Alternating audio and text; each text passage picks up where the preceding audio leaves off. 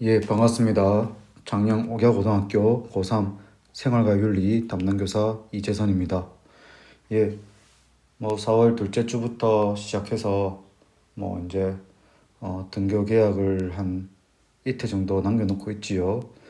예, 벌써 10번째 영상입니다. 10번째. 예, 한 달 동안 10번 정도 선생님이 녹화를 하고 녹음을 해서 여러분들 진도 나갈 수 있게 했고, 이제 드디어 마지막입니다. 예, 뿌듯합니다. 한번 또 마지막 수업 열심히 해서 이번 주 수요일 날 만났을 때 좀 덜 어색한 모습으로 또 우리 하던 부분에서 이어서 계속 이어나가도록 합시다. 예. 자, 오늘 이번 시간은 지난 시간에 했던 어떤 직업과 윤리에서 이어서 한번 보도록 하겠습니다. 교과서는 페이지 84쪽, 교과서는 페이지 80냐면 교과서 페이지 83쪽에 아마 내신과 관련될 건데, 자, 동양에서 직업이란 것은 하늘이 맡긴 일 이런 뜻이 있지만은 서양에서는 종교적 특성이 강했기 때문에 신으로부터 부여받은 소명이란 것은 어떤 뜻이냐면은 소자가 부를 소자입니다. 성준아 일로 와봐라, 자 물 좀 떠넣어라 하고 명령 내린 것이죠. 신이 인간을 부릅니다. 일로 와봐라. 그리고 시킵니다. 무엇을 시킵니까? 어떤 역할을 주고 그 역할을 수행하게끔 하는 것이죠. 그래서 그것이 바로 보케이션, 직업이다라고 볼 수 있는 것이죠. 되겠습니까?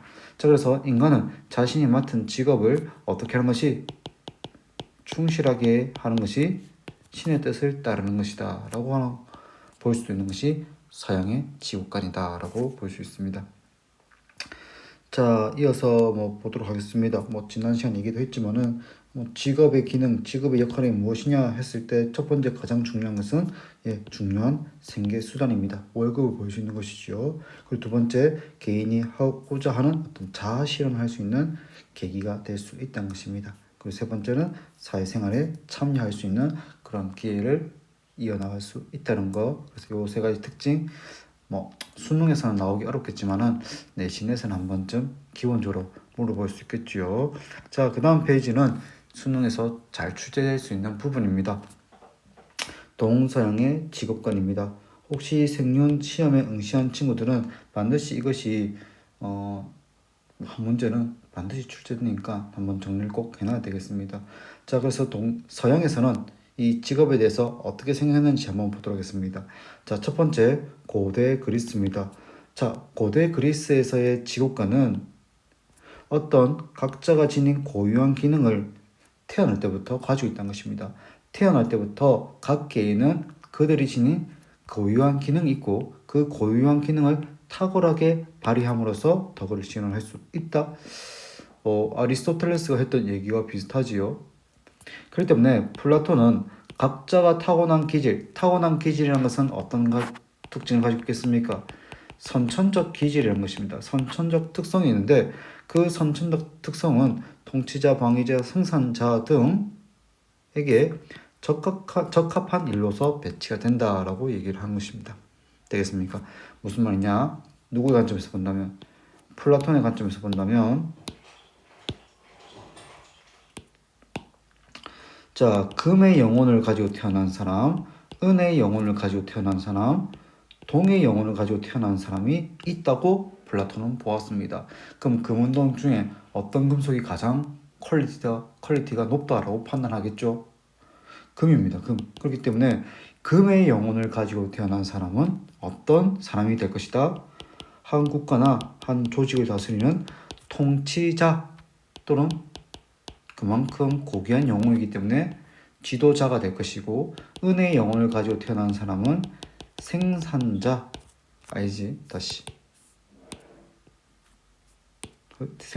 아니라 수호자입니다. 방어자. 그래서 이 사람은 군인, 나라를 지키는 군인이 될 것이고, 동의 영혼을 가지고 태어난 사람은 생산자 또는 기업가 이렇게 봤던 것입니다. 그러면 직업이란 것은 언제부터 선천적으로 가지고 태어난 기질에 의해서 정해질 수 있다는 것이죠. 되겠습니까? 자, 그렇기 때문에 그는 능력에 따라 사회적 역할을 분담해야 된다라고 했죠. 이 능력이란 것은 결국 무엇이 되겠습니까? 태어날 때부터 가지고 있는 선천적인 기질이라는 것입니다. 자, 그리고 이어서 특징, 육체 노동을 정신 노동보다 열등하게 여기겠다. 어떤 가치를 더 중요시겠다? 정신 노동. 그렇기 때문에 금운동 중에 어떤 것이 가장 낮은 퀄리티의 금속이다라고 볼 수 있겠습니까? 동이 되겠죠. 그렇기 때문에 이 육체 노동을 맡고 있는 이런 물질적 재화의 생산활동은 하층민에게 주어진 활동이다라고 보고 있는 것이죠. 자, 그러면은 고대 그리스에서 가지고 있는 특징 중에 하나가 바로 무엇입니까? 타고난 기질이 곧 무엇이 될 것이고 능력이 될 것이고 이 능력에 따라서 무엇이 정해진다는 것입니까? 직업과 신분이 정해진다는 것입니다. 그리고 이 직업과 신분 중에 정신노동과 육체노동 중에 어떤 것을 더 중요시킨다? 지금처럼 정신노동을 더 중요시 여기는 특징을 보이고 있는 것 같습니다. 자, 중세 기독교입니다. 중세입니다. 중세 기독교에서는 노동을 어떻게 봤습니까? 조금 부정적으로 봤습니다. 왜? 노동이란 것은 무엇에 의한 것입니까? 육체적 노력이 되겠죠. 그런데 중세 기독교에서 육체는 높은 쪽입니까? 낮은 쪽입니까? 낮은 쪽이라는 것입니다. 그렇기 때문에 육체가 고생한다는 말은 즉 그 사람이 무엇을 해야 된다? 그 사람이 가지고 있는 원죄를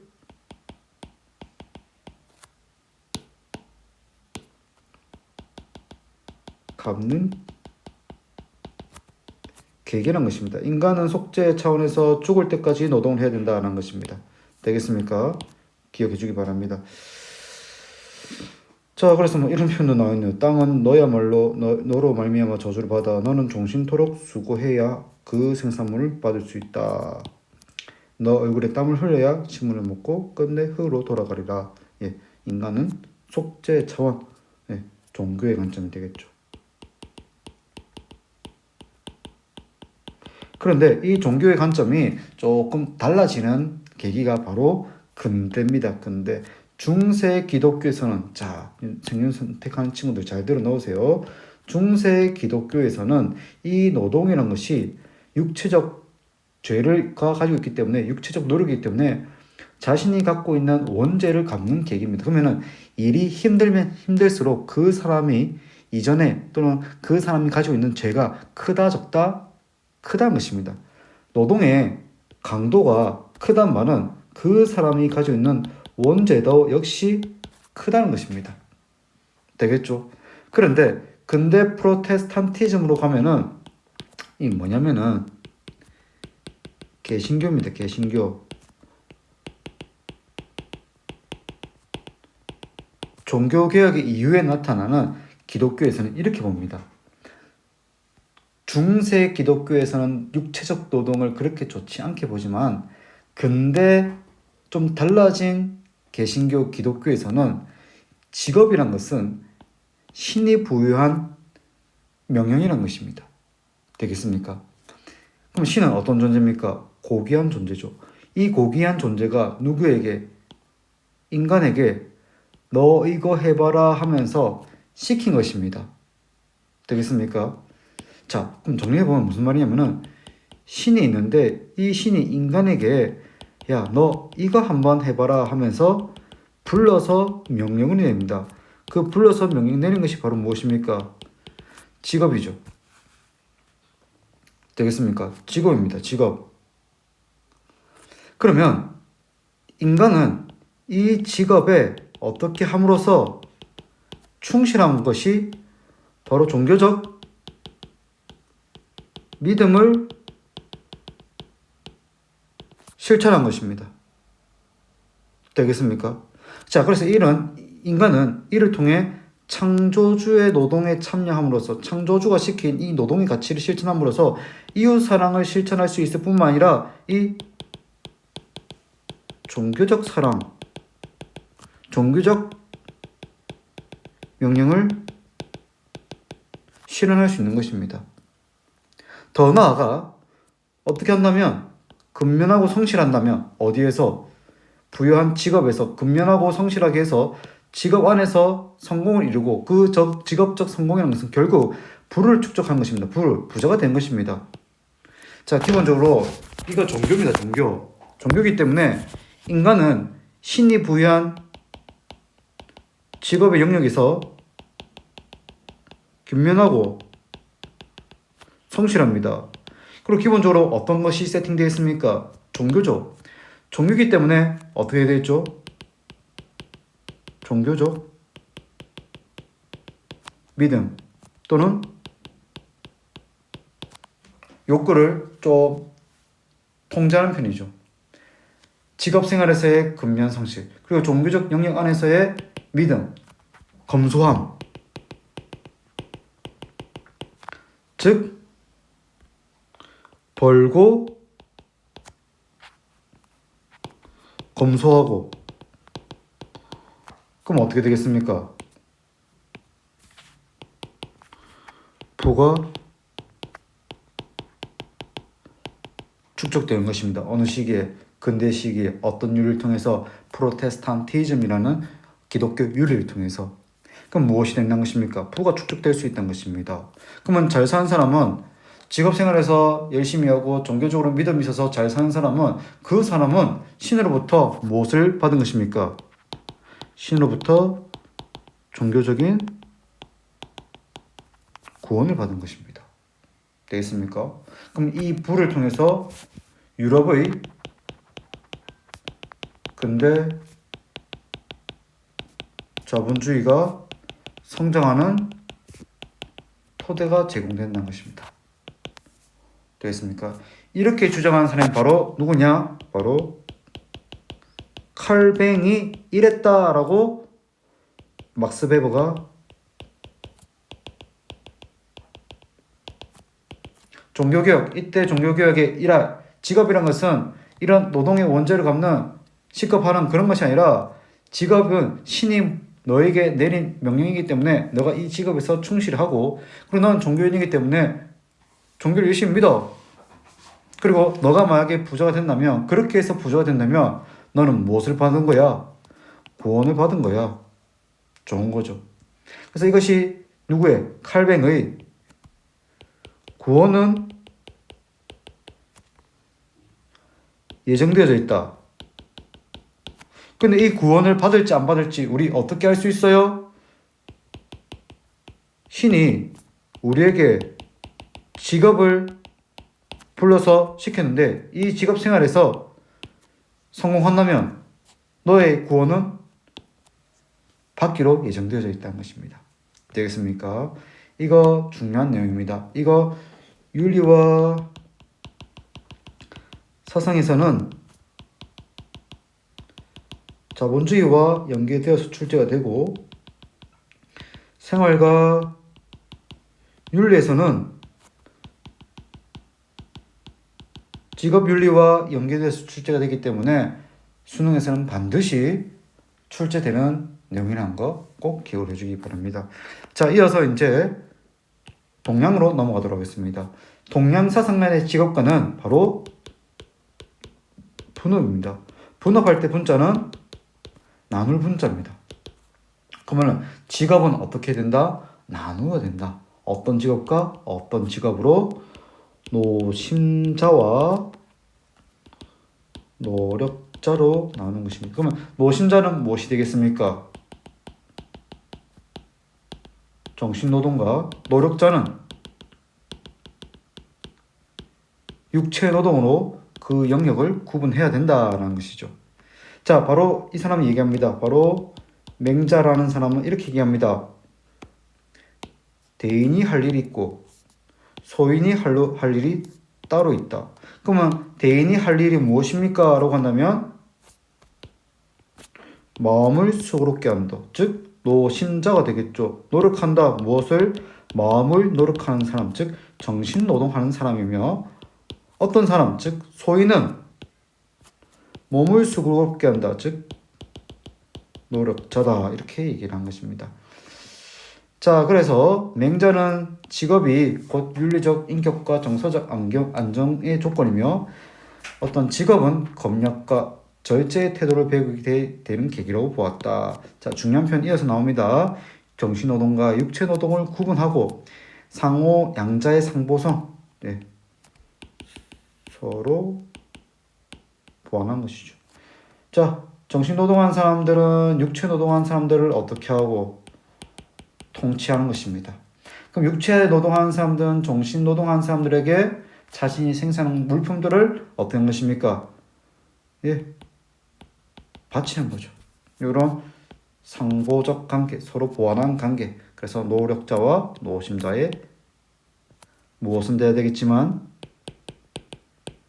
구분은 돼야겠지만 서로 보완은 돼야 된다라고 얘기를 하고 있습니다.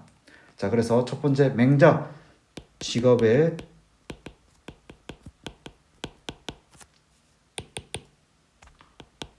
구분 중요시입니다. 이어서 누구도 순자도 이렇게 얘기합니다. 순자는 이렇게 얘기하죠. 각 분야에 능한 사람을 가려서 그 분야를 이끌어 나가도록 해야 나라가 잘 먹고 잘 사게 된다라는 것입니다. 자, 인간은 본래 이기적이며 욕망의 존재다. 자, 윤사했던 친구들은 알고 있을 것입니다. 성, 악, 설이죠. 인간의 본성은 인간의 욕심은 끝이 없고 같은 실수를 모르겠다. 자, 이기적이며 욕망의 존재라고 한 것입니다. 그렇기 때문에 무엇을 통해서 예를 통해서 이를 적절하게 절제할 필요가 있다. 자, 그는 인간의 물질적 욕망을 추구하는데 필요한 직업의 활동, 즉 이 직업 활동을 통해서 이 물질적 욕망을 추구하고 달성시킬 수 있으며 그 직업은 무엇을 통해서 각자의 능력에 따라서 직업을 맡아 한다는 역할 분담론을 주장했다. 우리 곧 이따가 수능 특강 예문을 보면서 한번 이 내용 살펴보도록 하겠습니다. 자, 이어서 조선 실학자 그리고 그 중에 정약용이라는 사람은 어떻게 얘기하냐? 바로 인간의 능력은 선천적으로 정해져 있는 것이 아니기 때문에 무엇에 따라서 능력에 맞게 선발하여 관직을 부여하자. 신분, 어떤 신분과 무관하게 그가 지니고 있는 능력을 중요시 여긴 것입니다. 되겠습니까? 그래서 신분에 따라서가 아니라 능력에 따라서 그 역할을 사회적으로 맡기자라는 내용이 되겠죠. 되겠습니까? 자, 밑에 나와 있습니다. 수능 특강에도 나와 있었지만은 교과서에도 나와 있기 때문에 한번 보겠습니다. 자, 농민은 밭일에 정통하지만 그렇다고 해서 그가 어떤 관리가 될 수 없는 것이고, 상인은 장사하는 일에는 정통하지만 자신이 하고 있는 장사하는 일에는 정통하지만 장사 일을 지도하는 어떤 관리가 될 수는 없다는 것입니다. 공인, 어떤 기술자는 그가 맡고 있는 그 기술에는 정통하지만 그것을 지도하고 다스리는 관리가 될 수 없다는 것입니다. 자, 한 사람이 있다고 하더라도 그 한 사람은 여러 가지 일 중에 어느 하나의 일은 잘 하지만 이들 세 가지 일을 달수할 수 있는 것은 그가 도에 정통했다는 것입니다. 사물에 정통했다는 것입니다. 그래서 사물에 정통한, 즉 농군, 상인, 공인, 농군, 상인, 공인들은 사물을 사물대로, 즉 각자가 맡은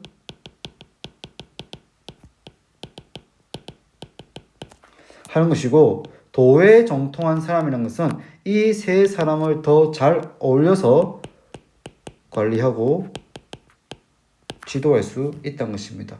그러면 이 사람들은 어떤 사람들이 되겠습니까? 어떤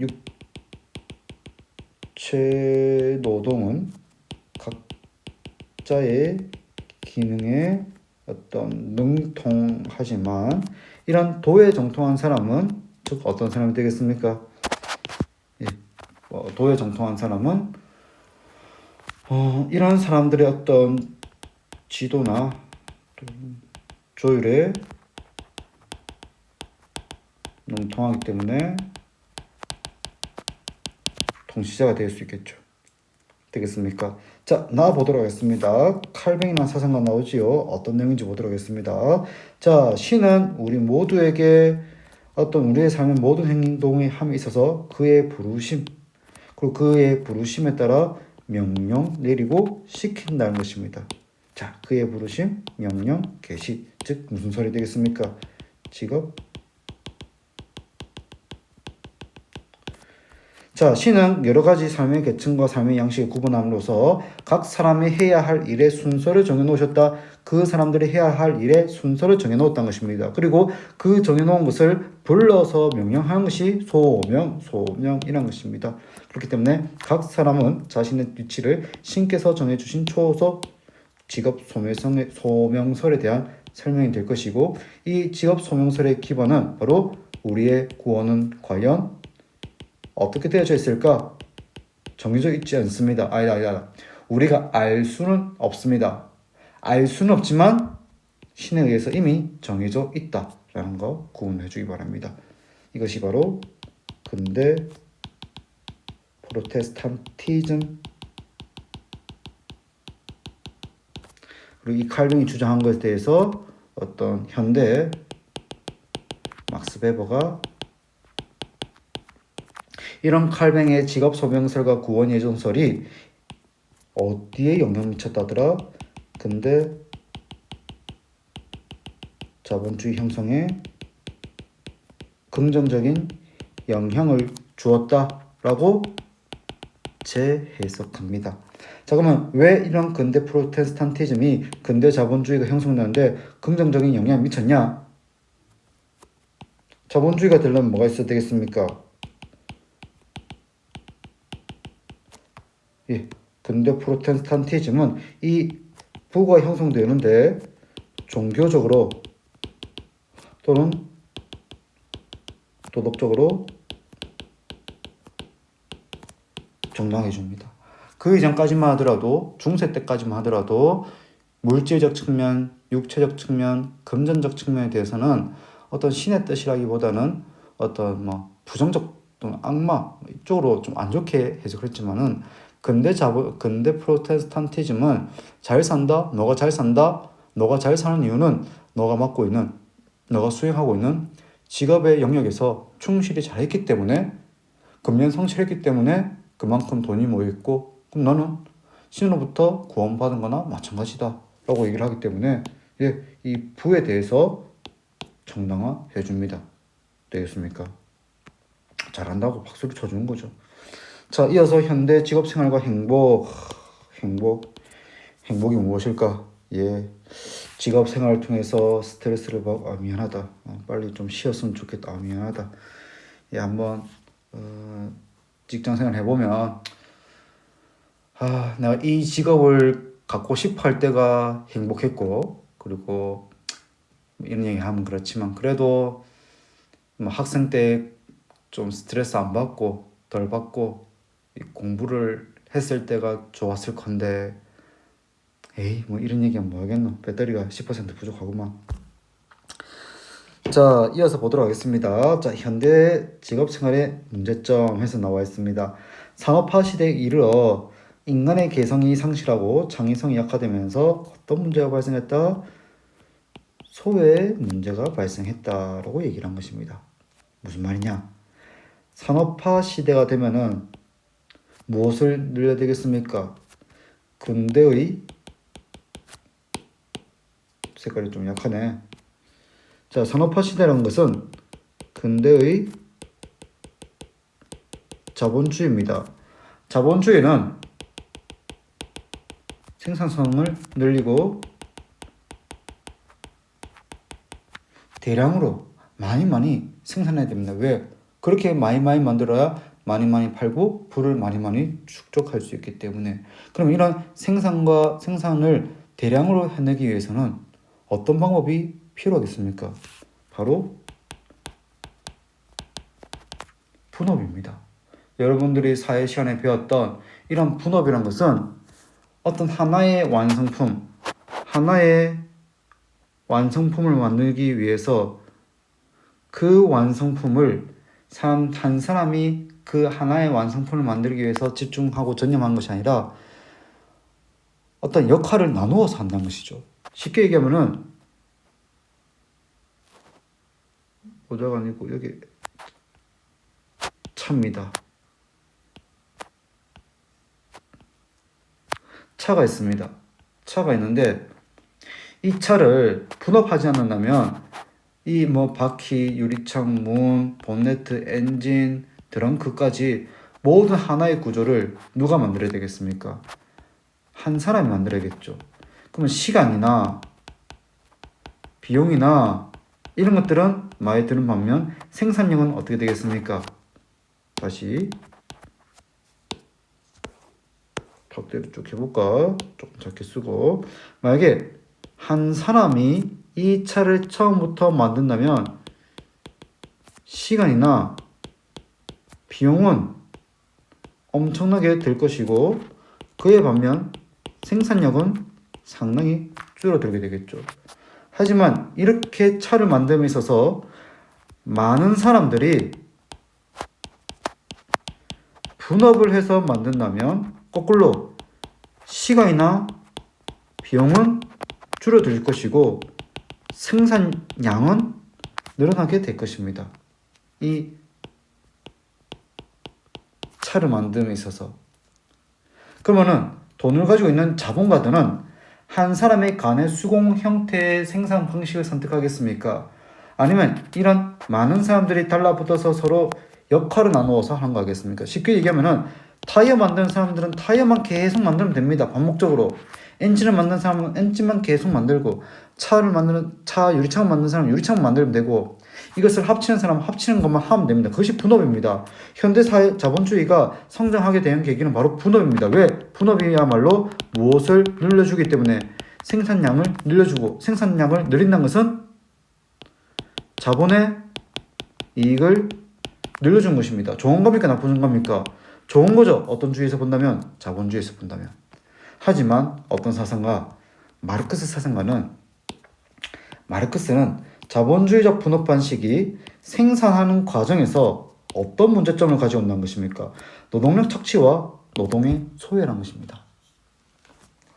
한번 생각해 봅시다. 자, 이 차 한 대를 만들었습니다.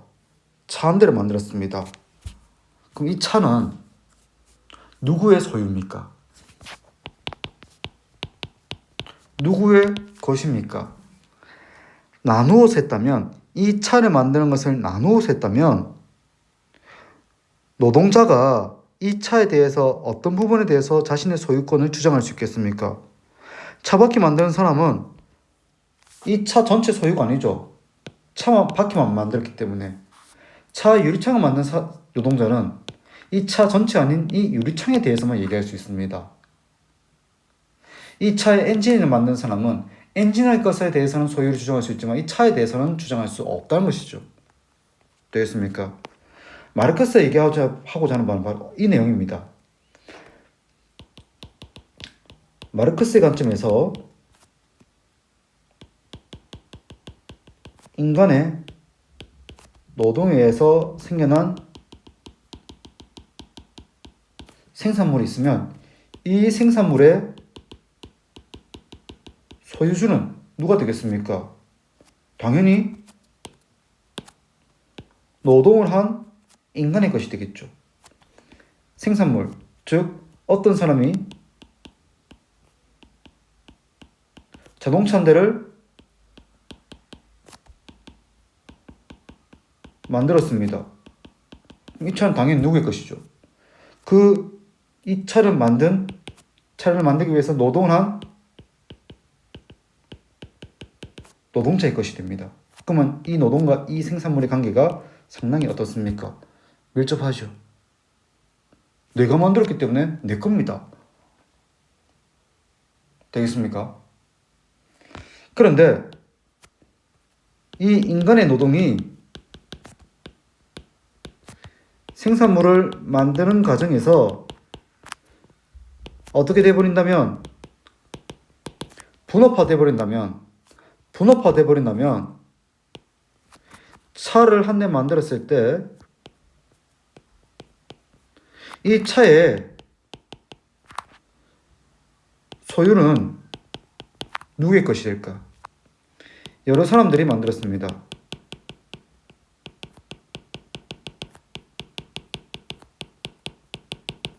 이 여러 사람들이 만들었기 때문에 이렇게 대답할 수 있겠죠. 선생님, 이 차의 소유는 이 사람들의 것입니다 라고 얘기를 합니다. 하지만 이 노동자를 고용한 자본주의가들의 입장은 생각이 다릅니다. 뭐라고 얘기하겠습니까? 이 사람은 핸들만 만들었습니다. 그러면 이렇게 얘기하겠죠. 야, 너는 핸들을 만든 거지 이 차를 만든 것은 아니야. 차바퀴를 만든 너는 이 차바퀴에 대해서는 너의 것이라고 얘기할 수 있지만 그렇다 해서 이 차는 너의 것은 아니야. 엔진을 만든 너는 이 차의 엔진을 만들었을 뿐이지 이 차를 전체 만드는 것이 아니기 때문에 이 차도 역시 너의 것이 아니야 하면서 이 노동자들의 역할을 다 끊어버립니다. 그 노동자들은 이 차에 대해서 어떻게 해버린 거죠? 돈으로 매기고 팔아버린 것입니다. 그럼 이 차는 결국 노동을 한 노동자의 소유가 아닌 노동자들을 고용한 자본가의 것이죠. 그럼 이 분업은 이 노동자와 이 생산물의 관계를 어떻게 해버린 것입니까? 단절시키고 소외시킨 것입니다. 되겠습니까? 그래서 노동력 착취와 노동의 소외를 가져왔다 라고 얘기를 한 것이죠. 그래서 마르크스는 이렇게 얘기한 겁니다. 노동을 통해서 자신의 본질이 두 글자는 뭡니까? 노동, 즉 노동을 통해서 자신의 본질을 실현하는 이런 인간의 존재의 특성인데 무엇이 되면서 어떤 것에 의해서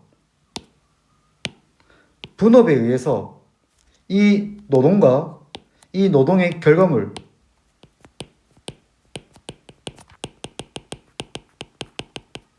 어떻게 된다는 것입니까? 단절됐기 때문에 소외가 되었다라고 얘기를 하는 것입니다. 되겠습니까?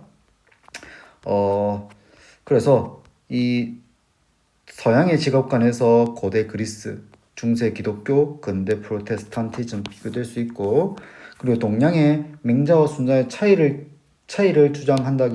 물어보기보다는 동양의 유학의 노동관, 직업관은 무엇입니까? 했을 때 정신노동과 육체노동을 구분한다는 거. 예, 그리고 현대사회의 어떤 자본주의의 문제점을 제시하면서 그래서 이것을 마르크스는 자본주의의 문제점이라고 얘기를 합니다. 되겠습니까? 자, 뒤에 내용은 읽으면 감동적인 내용이기 때문에 한번 쭉 읽어보기 바라고. 자, 지금 한 35분 정도 수업했는데, 자, 이어서 나올 수 있는 부분이 바로 이 부분입니다. 이제 여기서 보면은 이제 기업 윤리, 직업 윤리와 함께 기업 윤리에 대해서 나와 있는데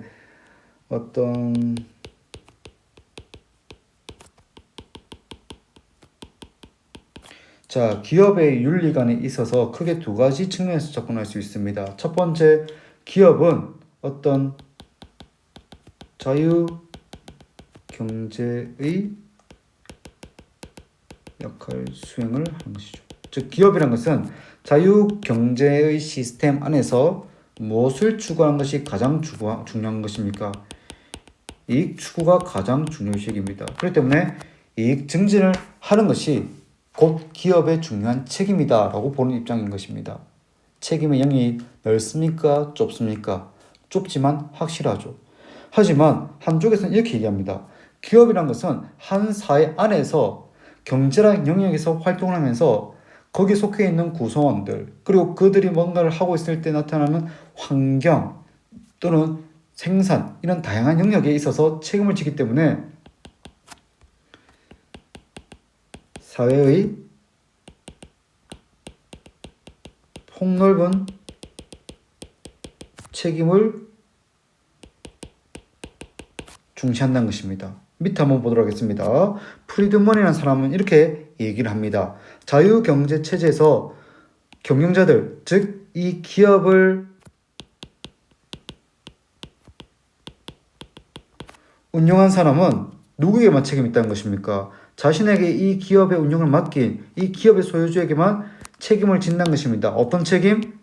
그에게 맡긴 기업의 이익을 극대화하는 것입니다. 즉 속임수나 기반행위 뭐 이런 것이 없이 자유로운 경쟁을 통해서 무엇을 중요시 여긴 것입니까? 기업의 이익을 얼마나 가져왔냐라는 것이 이 기업의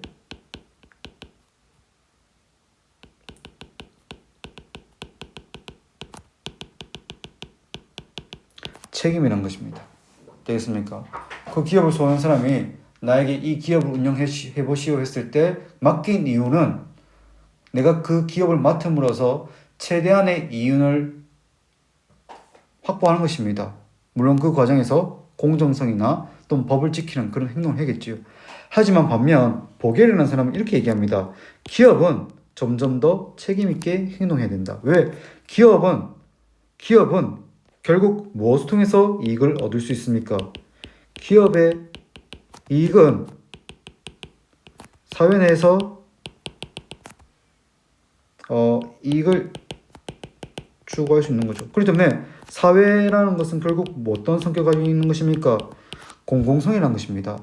사회의 공공성이기 때문에 그 공공성에 어긋나는 행동을 한 것은 결국 그 사람들이 이익을 얻지 못한다는 것입니다.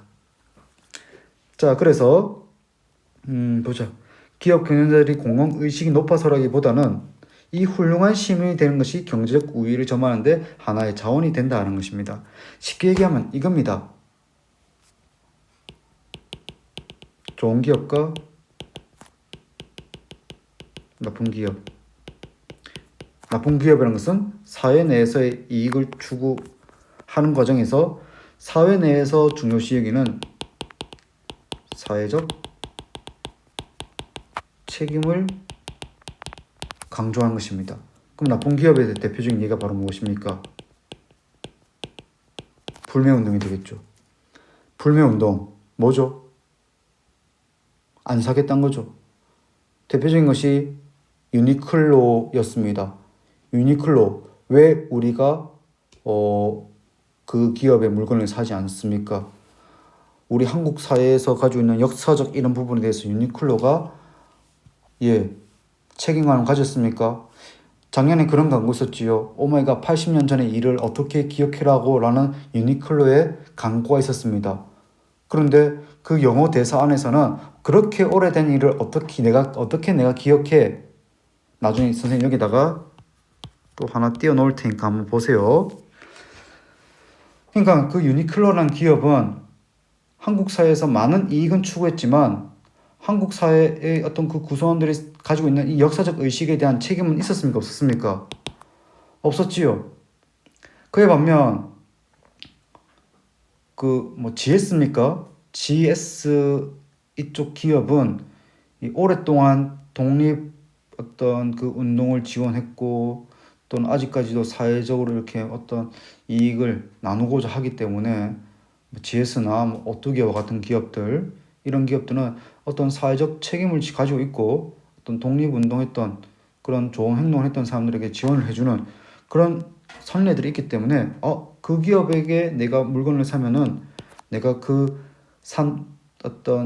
내가 물건을 샀기 때문에 그 기업의 물건을 샀기 때문에 그 기업이 얻은 이익이 엉뚱한 데라기보다는 좀 더 좋은 데 사용이 될 것이야 라는 믿음을 가지고 내가 그 기업의 물건을 사용하고 소비를 할 수 있다는 것입니다. 되겠습니까? 직업관에서 나왔지요. 우리가 얘기했던 거 여기 나와 있습니다. 동양의 직업관은 주로 이제 유학의 직업관이 제시되고 있고 이 유학의 직업관의 공통적인 점들은 자신의 직분에 충실한 또는 구별하여 상호 완성 그리고 사회적 역할을 분담하는 그리고 직분을 올바로 수행하며 하는 식으로 어떤 분업이나 또는 분별을 하는 것을 강조하고 이 분업과 분별의 기준은 바로 어떤 능력이나 어떤 신분, 지위에 따라서 나눈다고 보면 되겠습니다. 자, 서양의 직업관은 이제 시대별로 그리고 어떤 종교 또는 철학 이렇게 다양하게 나눠져 있는데 플라톤의 관점에서는 각자 타고난 고유한 기능, 선생님 아까 전에 얘기했죠. 금의 영혼, 은의 영혼, 동의 영혼에 따라서 사회적 역할을 해야 된다. 자신이 타고난 고유한 능력을 발휘하는 것이 바로 직업이다 라고 얘기를 했습니다. 자, 중세 기독교에서 노동은 어떤 육체의 측면이 강하기 때문에 육체적 노동에 대해서 원죄에 대한 벌의 개념, 그렇기 때문에 속죄 차원에서 노동을 해야 된다라고 본다면 어떤 근대 개신교의 입장에서는 직업이란 것은 신의 부르심이기 때문에 소명을 다한다. 그래서 근면성실하고 검소한 생활, 즉 직업의 영역에서 근면성실하고 종교의 삶을 사는 검소한 삶을 산다면 당연히 직업의 성공에 이를 수 있다라고 보았습니다. 자, 마르크스는 인간은 노동을 통해 자신의 본질을 실현시킬 수 있지만 자본주의 체제의 어떤 노동과 어떤 생산의 단절을 유발하는 것은 인간 소외 현상을 가져온다라고 비판을 하고 있습니다. 자, 읽어보도록 하고 쭉 보다 보면은 여기 아까 지웠는데 자, 기업의 사회적 책임에 대한 입장입니다. 두 가지 입장이 나와 있는데 첫 번째 거 우리가 봤고 두 번째 거 기업은 사회적 책임을 져낸다. 왜? 첫 번째 환경보호나 사회복지 공헌을 대한 사회적 책임을 져야 된다는 것입니다. 이런 기업에 대한 소비자의 신뢰를 높이고 긍정적인 기업 이미지를 갖게 하여 기업의 이윤 추구에 도움을 준다라는 것입니다. 그렇기 때문에 회사가 추구하고 이루고자 하는 이 윤리적 규칙이 사회 경제적 효율성을 온다라고 볼 수 있는 거죠. 그렇기 때문에 어떤 기업이 환경이나 또는 사회복지, 특히 우리나라 같은 경우는 독립운동이나 어떤 단체를 후원하냐에 따라서 이런 기업 이미지가 어떻게 되겠습니까? 높아지게 되겠지요. 자, 카메라 브랜드들 중에서도 그런 브랜드가 있습니다. 카메라 브랜드 중에 어떤 기업이 어떤 일본의 어떤 단체를 지원하고 후원하는데 그 단체가 극우 성향의 어떤 단체를 후원하는 일본 기업이 있으면 또 불매운동, 그 기업이 어떤 이러이러한 우리나라의 역사를 폄하하고 비하하는 그런 단체를 후원하고 지원하더라 하면은 기분 나빠서라도 그 기업 물품은 안 살래. 하지만 어떤 기업이 옛날부터 독립운동을 주도하거나 또는 독립운동을 하게끔 후원금을 해왔더라. 어떤 기업이 어떤 단체, 사회운동을 하고 있는 단체에 후원도 하고 기부도 하고 하더라 하면은 내가 똑같은 걸 살 바에 차라리 그런 걸 안 하는 기업보다는 그런 것을 하는 기업을 살 거야. 이렇게 접근할 수 있는 것입니다. 이것도 한 문제씩 출제될 수 있기 때문에 한번 봐두도록 합시다. 자, 그러면 이제 문제를 우리가 한번 풀어볼 건데, 자, 2번 문제 한번 풀어보도록 하겠습니다. 자, 시는 모든 사람이 모든 행동에서 각자 자신의 소명에 관심을 두 것을 요구하신다. 소명, 불러서 뭔가를 시킨다는 것이 되겠죠. 자, 시는 각 사람에게 그 독특한 생활 양식에 따라 의무를 지정하셨다. 그리고 아무도 자신의 한계를 경솔하게 벗어나지 않도록 그 다양한 생활을 소명에 부르셨다. 직업이 되겠지요. 그러므로 각 개인에게는 신이 지정한 삶의 방식, 직업이 있다. 직업, 소명, 설에 대한 내용이 되겠습니다. 자, 신 앞에서는 직업에 기천이 없다, 없겠지요. 이 말을 선생님 직접적으로 언급한 적은 없지만은 결국 신 앞에서는 무엇이 높고 무엇이 낮다라는 개념은 없다라고 봐야겠습니다. 자, 두 번째, 노동은 신의 뜻을 세속에서 실천하는 방식이다. 선생님이 동그라부터 먼저 쳤는데 노동이란 것은 즉 직업 노동이란 것은 신의 뜻 두 글자로 무엇이 되겠습니까? 소명을 어디에서 세속에서 살아가면서 실천할 수 있는 방식이다. 좋습니다. 자, 소명에 충실히 일한 것은 부를 축적하기 위한 것이다. 소명에 충실히 임하는 것은 무엇을 위한 것입니까? 신의 뜻을 수행하는 것이고 부를 축적한 것은 결국 부차적인 것입니다. 2차적인 것이죠. 자, 그래서 이 표현은 잘못되었습니다. 어떤 신의 뜻을 따르는 것은 신의 뜻을 하는 것이지 부를 축적하기 위한 것은 아닙니다.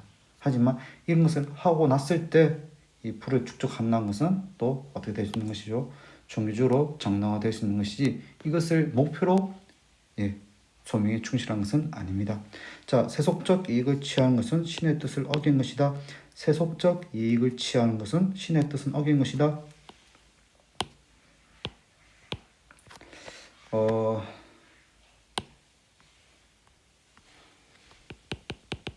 근데 프로테스탄티즘에서 선생님이 얘기한 게 무엇이 있습니까? 그 이전과 다르게 어떤 부의 축적은 크게 두 가지 때문에 부를 축적할 수 있습니다. 첫 번째 무엇 때문이냐? 바로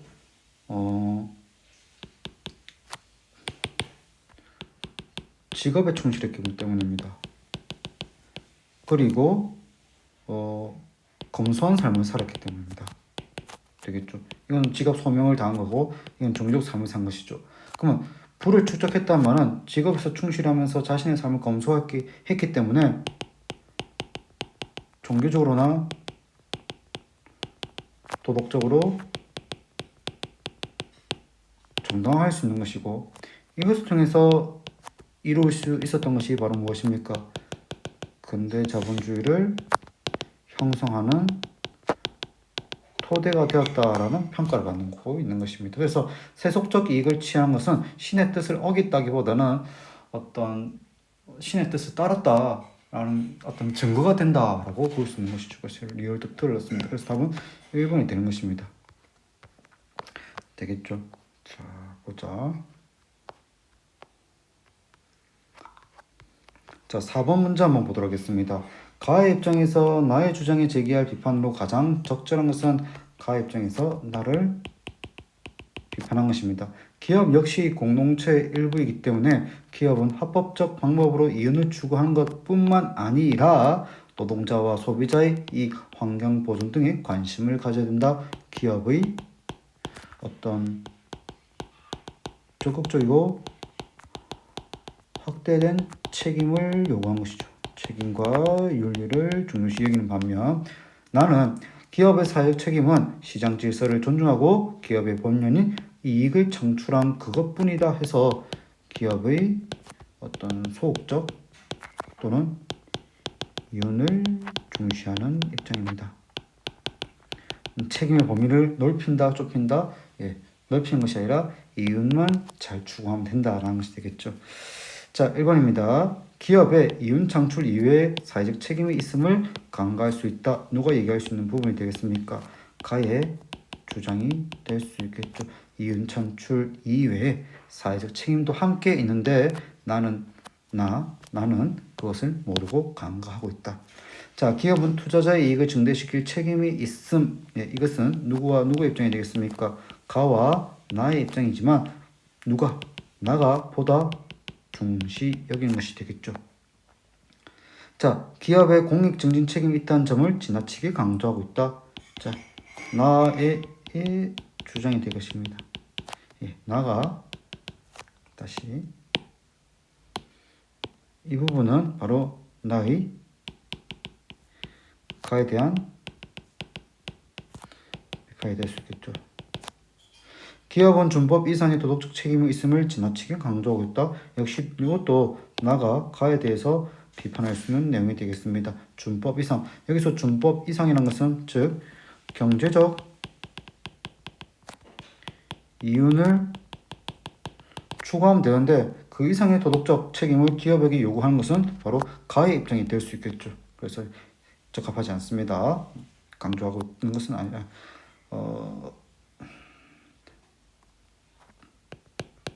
나가 가에 대한 비판이 되겠습니다. 자, 기업은 근로자의 복지 증진에 관심을 가져야 함을 지나치게 강조하고 있다. 이것도 역시 나의 가에 대한 비판입니다. 그래서 여기서 정리를 해본다면 자, 가의 입장을 선생님 줄 거 보도록 하겠습니다. 기업의 이윤 창출 이외의 사회적 책임이 있다라는 것도 가의 입장. 그리고 기업의 공익 증진의 책임이 있다라는 것도 가의 입장. 준법 이상의 도덕적 책임이 있다는 것도 가의 입장. 기업은 근로자의 복지 증진에 관심을 가져야 한다는 것도 가의 입장인 것입니다. 그러면 2번 같은 경우는 이 가와 나의 공통된 입장이 되겠지요. 자, 그럼 한 두 문제만 더 풀어보고 마무리해 보도록 하겠습니다. 자, 갑과 의사상과의 공통점을 찾으시오 합니다. 군자는 작은 일을 잘 못해도 큰 일을 맡아 할 수 있다 하고, 소인은 큰 일을 감당 못해도 작은 일은 잘할 수 있다. 임금은 임금답고 신하는 신하다우며 아버지는 아버지답고 자식은 자식다워야 된다. 누구의? 공자의 정명 사상입니다. 어떤 자신이 맡은 역할과 그 역할에 대한 책임을 강조하는 입장이지요. 자, 이어서 보도록 하겠습니다. 어질고 능력 있는 사람은 순서를 기다리지 않고 뽑아쓰고, 덕이 없고 무능한 사람은 잠시도 기다리지 않고 그만두게 해야 된다. 아, 예, 참 시원시원한 사이다입니다. 힘든 일은 누구나도 싫어하고 이익은 누구나 좋아하므로 예로서 일을 나누어야 분업을 해야 다툼이 없다. 예, 순자의 관점이 되겠습니다. 자, 공통된 입장입니다. 공자, 순자 모두 어느 시대의 동양, 중국의 고대 유학 사상가입니다. 자, 주어진 사회적 직분에 충실해야 된다. 정확하죠. 누구에게나 직업 선택의 자유가 있다. 아, 이런 표현은 사실 우리가 잘 보지 못했죠. 예, 직업 선택의 자유는 이 중국 고대 유학에서는 크게 강조하지 않습니다. 자, 개인의 덕에 따라 사회적 분업이 이루어진다. 예, 가장 정확한 표현이 되겠죠. 군자는 정신노동과 육체노동이 모두 통달해야 된다. 그럴 필요는 없습니다. 군자는 정신노동 정도만 충실하면 되겠습니다. 그래서 답은 2번이 되겠습니다. 자, 마지막 문제입니다. 자본주의 발달과 생산 수단에 대한 투자 증가는 대체로 평균 이윤율을 저하시킨다. 생각보다 달라지네요. 자본가는 이를 상쇄하기 위해서 노동자에 대한 노동 착취를 강조하고 노동력 이상의 가치로 임금을 폄하한다. 자, 자본주의라는 것은 좋을 줄 알았는데 이 사상가는 자본주의가 되려 노동자에 대한 노동 착취를 강화하고 노동력 가치 이하로 임금을 인하시킨다. 즉 자본주의에 대해서 비판적으로 접근하고 있죠. 노동자의 노동은 기계장치의 확산과 분업 때문에 즉 자본주의의 분업 때문에 자립적 성격을 모두 잃어버렸다. 마이너스죠. 노동자에 대한 매력도 모두 없어졌다. 이제 노동자는 단순한 기계 부품이 되었고 가장 단순하고 단조롭고 가장 손쉽게 배울 수 있는 손동작만 하게 되었다. 그럼 노동자의 노동적 가치는 어떻게 되었습니까? 떨어지게 되었고 그럼으로써 소외가 되게 되었다는 것입니다. 무슨 소외가 되겠습니까? 그러면 자본주의의 이런 분업 시스템이 결국 노동 소외를 가져왔다. 누구의 입장이 되겠습니까? 마르크스의 입장이 되겠죠. 적절한 것을 찾으시오. 자본가는 이익 증대를 위해 노동자를 협력한 것이 아니라 노동자를 어떻게 한 것입니까? 억압하고 착취하게 되겠죠.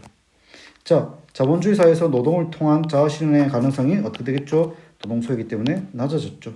기계화로 인해 노동자는 육체 노동부터 해방되는 것이 아니라 어떻게 된 것입니까? 단순화되는 것이죠. 노동 분업이 이루어져야 노동자의 자아실현이 오히려 더 불가능해졌죠. 노동 소외가 되었기 때문에. 자본주의 사회에서 노동자는 자율성을 상실하고 노동으로부터 소외되었다. 그래서 답은 5번이 되겠습니다. 자, 드디어 여러분과 함께하는 이제 온라인 수업 영상 녹화 녹음하고 클래스룸에서 출석 체크하고 하는 것이 이제 별다른 결정 사항이 없는 한 마무리되었습니다. 수요일 3교시에 정말 반가운 모습으로 510호 윤리실에서 만나기를 바랍니다. 지난 한 달 동안 이 참 낯선 시스템에 어떻게 좀 이렇게 적응해 나가는 과정이었기 때문에 아쉬움도 크고 좀 부족함도 있었을 것인데 그것을 감내하고 여러분들 수업에 잘 참석해 줘서 고맙습니다. 이제 510호 윤리실에서 만나도록 하겠습니다. 다들 수고했습니다.